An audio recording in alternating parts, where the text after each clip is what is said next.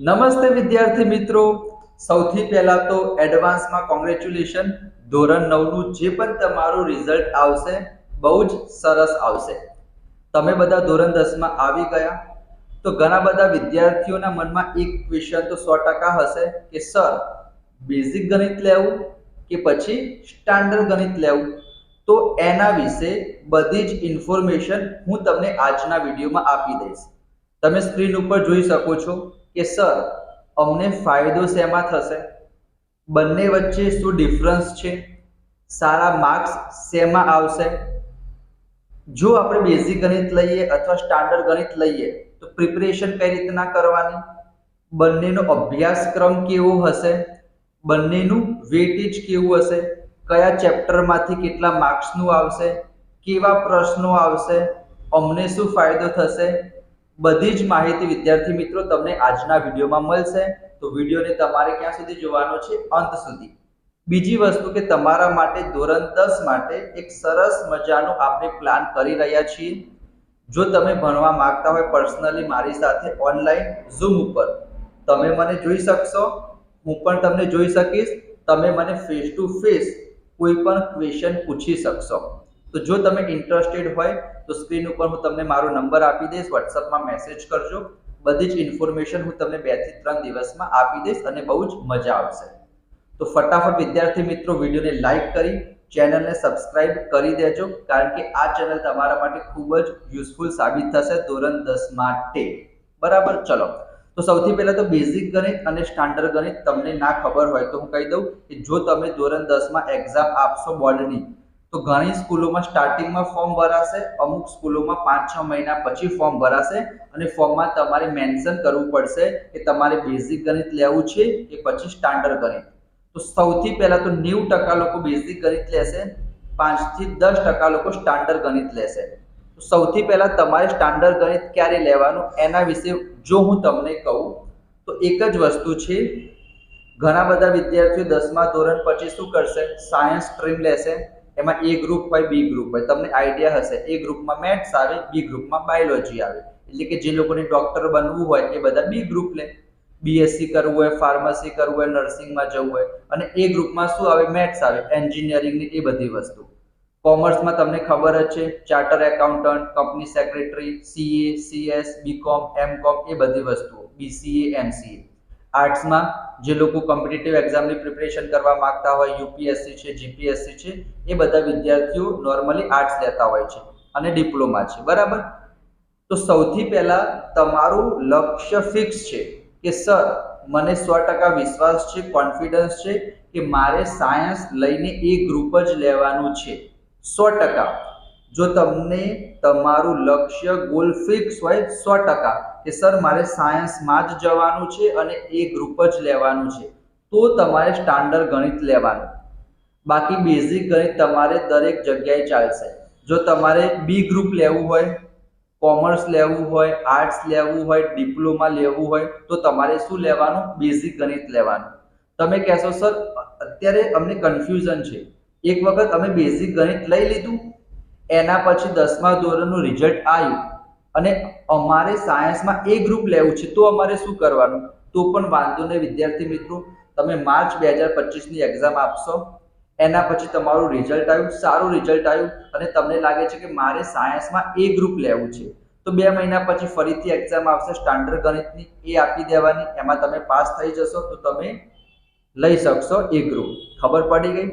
તો અત્યારે તમે જો સ્ટાન્ડર્ડ ગણિત લેશો તો બધા જ રસ્તા ખુલી જશે, બેઝિક ગણિત લેશો તો પણ બધા રસ્તા ખુલશે, ખાલી એક રસ્તો નહીં ખુલે, એ છે સાયન્સના એ ગ્રુપનો. એ ગ્રુપ લેવું હશે તો તમે પછીથી પણ પરીક્ષા આપી શકશો. ખબર પડી ગઈ વિદ્યાર્થી મિત્રો? બેઝિક ગણિત અને સ્ટાન્ડર્ડ ગણિતનો મેઇન ઇન્ટેન્શન આ છે. હવે વિદ્યાર્થી મિત્રો તમારા માટે ઈઝી કયું પડશે? તો ડેફિનેટલી બેઝિક ગણિત જ તમારા માટે ઈઝી પડશે. કેમ એ પણ હું તમને સમજાવું વિદ્યાર્થી મિત્રો. તો અહીંયા સૌથી પહેલા આપણે વાત કરીએ સિલેબસની.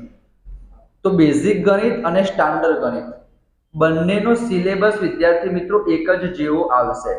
સિલેબસમાં 1% પણ ફરક નથી. અહીંયા તમે જોઈ શકો છો બેઝિક ગણિતની બ્લુપ્રિન્ટ છે, પહેલા ચેપ્ટરથી લઈને 14મા ચેપ્ટર સુધી. 14 ચેપ્ટર બેઝિક ગણિતમાં આવશે અને આ જ 14 ચેપ્ટર વિદ્યાર્થી મિત્રો તમારા સ્ટાન્ડર્ડ ગણિતમાં આવશે, બરાબર? એ પણ હું તમને જો અહીંયા બતાવી દઉં. આ છે વિદ્યાર્થી મિત્રો સ્ટાન્ડર્ડ ગણિત, એમાં પણ 14 ચેપ્ટર આવશે અને બેઝિક ગણિતમાં પણ વિદ્યાર્થી મિત્રો કેટલા ચેપ્ટર આવશે? 14 ચેપ્ટર આવશે. પણ ફાયદો શું થશે એ હું તમને કહું.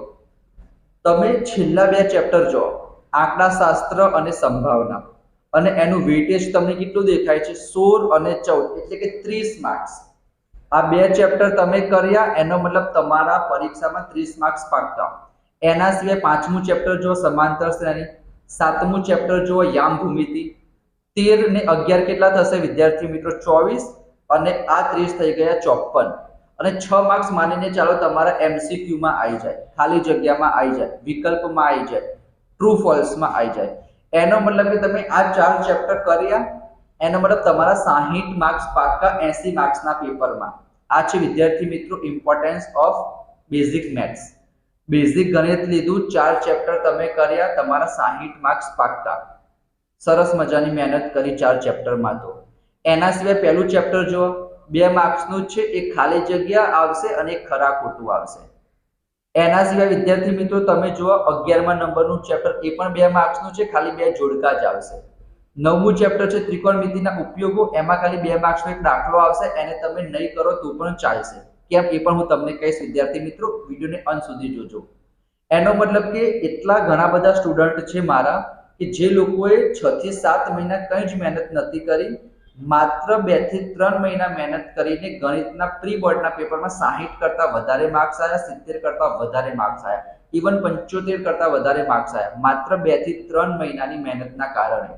અને ગેરંટી એમનું જે બોર્ડનું રિઝલ્ટ આવશે એમાં પણ વિદ્યાર્થી મિત્રો 70 કરતા વધારે માર્ક્સ આવશે 2 થી 3 મહિનાની મહેનતથી. તો વિદ્યાર્થી મિત્રો આ છે તમારું બેઝિક ગણિત, અને હું તો ફૂલ સપોર્ટ કરીશ વિદ્યાર્થી મિત્રો. 3 થી 4 દિવસમાં આપણે સરસ મજાનું ધોરણ 10 નું સ્ટાર્ટ કરી દઈશું. ગેરંટી સાથે કહું છું વિદ્યાર્થી મિત્રો, લખીને રાખજો. ધોરણ 9માં તમારા જેટલા પર્સન્ટેજ આવશે, જેટલા માર્ક્સ આવશે ને, એના કરતા સારા માર્ક્સ આવશે ધોરણ 10માં તમારા, એના કરતા પણ ઓછી મહેનતે. તો તમારે શું કરવાનું છે? 2 હાથ જોડીને નમ્ર વિનંતી કરું છું, તમારી ચેનલ છે સબસ્ક્રાઇબ જરૂર કરી દેજો, બરાબર? આપણે લાઈવ ભણવાના છીએ ધોરણ 10માં ઓનલાઈન, બહુ જ મજા આવશે, બરાબર? ચલો, આ થઈ ગયું વિદ્યાર્થી મિત્રો બેઝિક ગણિત. તમે સ્ટાન્ડર્ડ ગણિતમાં જોવા જશો તો પણ વિદ્યાર્થી મિત્રો એમાં 14 ચેપ્ટર જ છે. થોડુંક હું ઝૂમ ઓછું કરી દઉં, અહીંયા પણ તમે જોઈ શકો છો. એમાં પણ વિદ્યાર્થી મિત્રો 3જું ચેપ્ટર છે 12 માર્ક્સનું, 12મું ચેપ્ટર છે 12 માર્ક્સનું, 13મું ચેપ્ટર છે 10 માર્ક્સનું. અહીંયા પણ વિદ્યાર્થી મિત્રો થોડાક ચેપ્ટરના વેટેજ પ્લસ માઇનસ છે. બીજો ફાયદો શું થશે બેઝિક ગણિતમાં વિદ્યાર્થી મિત્રો? તમારે શું કરવાનું છે? તમને લાગતું હશે ને કે આ બહુ ડિફિકલ્ટ છે, એ તમારી પરીક્ષામાં નહીં પૂછાય, એટલે કે નહીં કરો તો ચાલશે. જેમ કે 8મું ચેપ્ટર અહીંયા તમે જોઈ શકો છો ત્રિકોણમિતિનો પરિચય, એમાં 3 એક્સરસાઇઝ છે. એમાં જે 3જા નંબરની એક્સરસાઇઝ 8.3 એ તમારે નથી કરવાની જો તમારે બેઝિક ગણિત હોય તો, બરાબર? એના સિવાય 6થું ચેપ્ટર જો વિદ્યાર્થી મિત્રો અહીંયા કેટલા માર્ક્સનું છે? 9 માર્ક્સનું છે. આ ચેપ્ટરમાં વિદ્યાર્થી મિત્રો 70 થી 80 દાખલા છે. જો તમે સ્ટાન્ડર્ડ ગણિત હશે તો તમારે બધા દાખલા કરવા પડશે, પણ જો બેઝિક ગણિત હશે વિદ્યાર્થી મિત્રો તો તમારે 70-80 દાખલા નથી કરવાના, માત્ર 2 થી 3 પ્રમેય જ કરવાના છે. એ 2 થી 3 પ્રમેય કરી દીધા એટલે તમારા 8 માર્ક્સ પાક્કા, બરાબર? 4 માર્ક્સના 2 દાખલા પૂછાશે. તો બેઝિક ગણિત અને સ્ટાન્ડર્ડ ગણિતની કમ્પેરિઝનમાં બેઝિક ગણિતમાં તમે ઓછી મહેનતથી ખૂબ જ સરસ માર્ક્સ લાવી શકશો.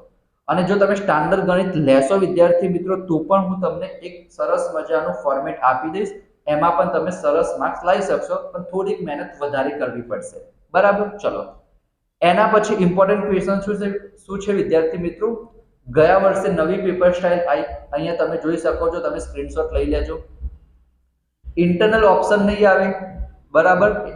જનરલ ઓપ્શન આવશે, બરાબર? આંતરિક વિકલ્પની જગ્યાએ તમારે શું આવશે? કોઈ પણ તમે વિભાગ બીજો સરસ મજાનો કેટલા માર્ક્સનો છે? 18 માર્ક્સનો છે. શું લખેલું છે? નીચે આપેલા 13 પ્રશ્નોમાંથી કોઈ પણ 9 પ્રશ્નોના ગણતરી કરી જવાબ આપો. તો એ પણ હું તમને બતાવું. અહીંયા જો વિદ્યાર્થી મિત્રો ટોટલ 25 થી લઈને 37 એટલે કે 13 પ્રશ્નો છે. એક પ્રશ્નના 2 માર્ક્સ. તમારે કોઈ પણ 9 પ્રશ્નો લખવાના છે. તમને પહેલા 4 પ્રશ્નો ના આવડે, છેલ્લા 4 ના આવડે, વચ્ચેવાળા 4 ના આવડે, ટૂંકમાં તે પ્રશ્નોમાંથી જો તમને 4 પ્રશ્નો ના આવડતા હોય ને તો પણ તમે 18 માંથી 18 માર્ક્સ લાવી શકશો. એ જ પ્રમાણે વિભાગ સી માં વિદ્યાર્થી મિત્રો 9 માંથી કોઈ પણ 6 પ્રશ્નો લખવાના. 3 પ્રશ્નો નહીં આવડતા હોય તો પણ તમે 18 માંથી 18 લાવી શકશો. અને એ જ પ્રમાણે વિદ્યાર્થી મિત્રો વિભાગ ડી માં 8 પ્રશ્નોમાંથી કોઈ પણ 5 પ્રશ્નો લખવાના. કયા 5 પ્રશ્નો લખવાના એ પણ હું તમને જણાવી દઉં. 2 આંકડાશાસ્ત્રના, 2 સંભાવનાના, એક છઠ્ઠા ચેપ્ટરનો પ્રમેય. એ 2 ચેપ્ટર કર્યા, તમારા 20 માર્ક્સ પાક્કા. જો 47મા નંબરનો ક્વેશ્ચન સમપ્રમાણતાનું પ્રમેય 6.1 તમારી પરીક્ષામાં આ વખતે મતલબ ગયા વર્ષે પૂછાયું હતું.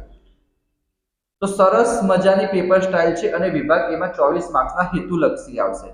એમાં પણ વિદ્યાર્થી મિત્રો વિકલ્પો આવશે, ખાલી જગ્યા આવશે, ખરા ખોટા આવશે, એક શબ્દના આવશે, જોડકા આવશે અને એમાં પણ તમને વિકલ્પો આપવાના છે વિદ્યાર્થી મિત્રો. તો ઇન શોર્ટ શું તમને ખબર પડી? બેઝિક ગણિતનું પેપર સહેલું આવશે, સારા માર્ક્સ તમે લાવી શકશો. તો જો તમારે કોમર્સ લેવું હોય, આર્ટ્સ લેવું હોય, ડિપ્લોમા કરવું હોય, સાયન્સમાં બી ગ્રુપ લેવું હોય, બીજી કોઈ ફિલ્ડમાં જવું હોય તો તમારે આંખો બંધ કરીને બેઝિક ગણિત લઈ લેવું. જો તમને વિશ્વાસ છે 100% કે સર મારે તો સ્ટાન્ડર્ડ ગણિત લેવું છે કારણ કે મારે સાયન્સમાં એ ગ્રુપમાં જવાનું છે ફાઇનલ, તો જ તમારે સ્ટાન્ડર્ડ ગણિત લેવું. પછી જો તમારે બદલવું હશે તો તમે બદલી શકશો. બરાબર, બેઝિક ગણિતના પેપર પછી તમે સ્ટાન્ડર્ડ ગણિતનું પેપર આપી શકશો, તો તમે વાંધો ના લેતા. ખબર પડી ગઈ વિદ્યાર્થી મિત્રો? આના જેવા જ વિડીયો વિદ્યાર્થી મિત્રો રોજ એકાદ વિડીયો આવશે જેથી તમને જાણવા મળશે કે ધોરણ 10 માં આપણે ટોપ કઈ રીતના કરી શકીએ.